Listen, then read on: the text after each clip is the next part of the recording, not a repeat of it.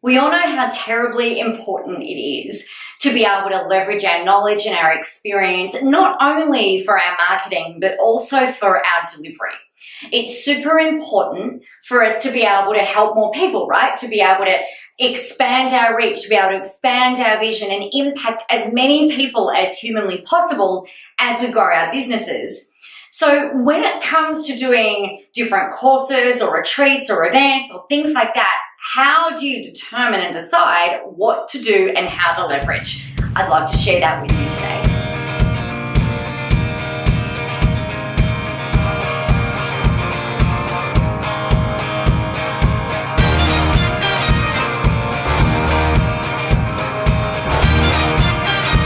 Hey, my name is Nicola. Welcome to our blog for this week. I've created so many different online courses, so many events, in-person things, retreats, like so many different things from in-person to online and everything in between. How do you even decide what it is that you want to create from here on out? So I get asked all the time, why do I have to do an online course? How am I going to make that work? What if people don't buy it? What if people don't do the work? How am I going to reach them? What if I do it in person and people don't show up? How do I fill a room?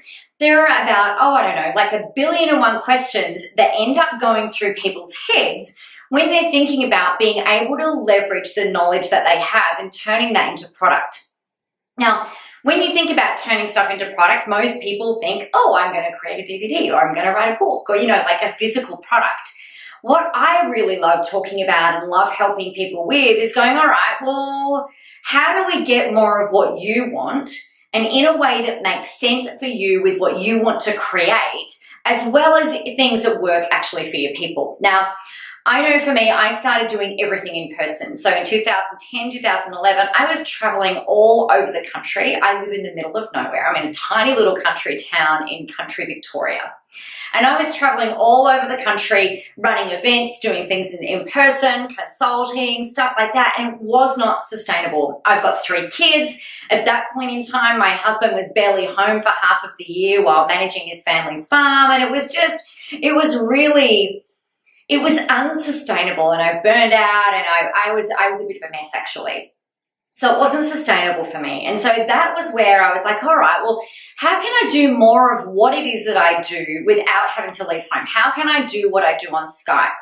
Now, a lot of what I did back then was around visual branding. So what you wear, how you dress, how you stand, really, helping people with their inner confidence and how they therefore show up on video, in person in a room, at events and stuff like that. So it was a bit hard because originally what I used to do was I'd go shopping. Once we developed the strategy, I'd take them shopping and help them fill their wardrobes with things that they felt amazing in, which was a whole ton of fun. But, as we've discussed, it wasn't sustainable. So I looked at a way of being able to do more of this stuff online. And that led to one thing, which led to another, which led to me creating more courses and stuff like that. But I am such a people person. I love doing this stuff. I love being creative. I love hanging out in my office and doing what I do, but I also really, really need and thrive on being in the room with people. So I was like, well, this online stuff is really great, but I kind of feel like there's a big part of me that's missing that level of fulfillment that I was really looking for. And so I started to build in live events into what it was that I was doing. And then from there, I was like, the next thing that people really felt like, that they needed was to be in person with me for a longer period of time. So I started running these boot camps, these mastermind type boot camps where we would live together anywhere from 5 to 7 days, working on our strategy, the plan, content creation, getting ads done, just really in the room, getting shit done. And I love that with some really awesome pampering and retreaty type stuff in there as well. So I was still doing the online stuff, but then also the offline things. So what I found for what tends to work best for my people as well as for me, so for my clients who implement this, it's not just a matter of just going like, holy mother of God, let's just do everything online, or let's just do everything offline, let's do everything in person, because, both of those things have their own pros and cons, right? So why not look at hybriding them? Why not look at ways of you being able to do things in a leveraged fashion online, as well as bringing some of that in-person tailoring type stuff into it. Now, you don't have to do that. The very, very first question that I always ask people is, what is it that you really want to create? What do you want to be a part of? What do you want to facilitate, and how do you want to facilitate that? If you would rather just sit online and do what you do, then awesome, go do that. Just because I hybrided it doesn't mean that you need to. You might be like, I want to do everything in person. Like, this online stuff is not my gig. Online delivery is not my gig. Awesome. Just leverage the online stuff for your marketing, for your brand building, for your authority creating, for ways of being able to create impact and helping the masses. How is it that you really want to do more of what it is that you want to do? And then what we start looking at is looking at the different delivery options. And then it's a matter, to me, it's really a matter then of really testing this stuff and seeing if what you've created you even like.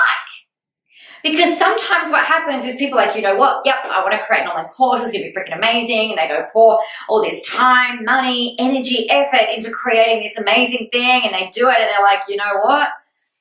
Actually, I don't want this. What happens when the thing that you create is not that you think that you want it, is not really what you want. This is where you get to pivot. And the most beautiful thing here is that you have got the benefit of, number one, free will choice, and you can always make a new decision.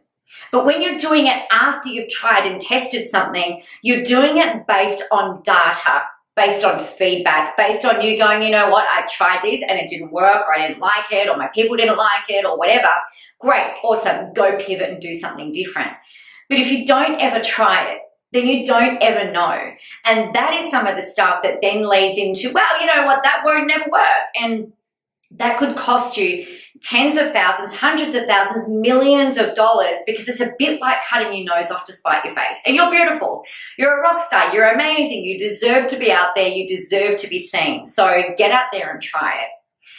The best thing that you can do, though, is make one decision, decide what it is that you're going to do, lay it out, and just go make it happen and go test some stuff. Go try it. Go make this year the year that you try 2 or 3 different ways of delivery to see what works the best for you, what works the best for your people, and creates a really awesome client experience. All right, if you've got any questions about this or you need some help with this, then reach out, let me know. Would really love to be happy. I would love to be happy. I love being happy. I would really love to have a chat with you about how we can work together if that's something that we decide is appropriate. Meanwhile, have an amazing day. Go kick some major ass, and I'll talk to you soon. Bye.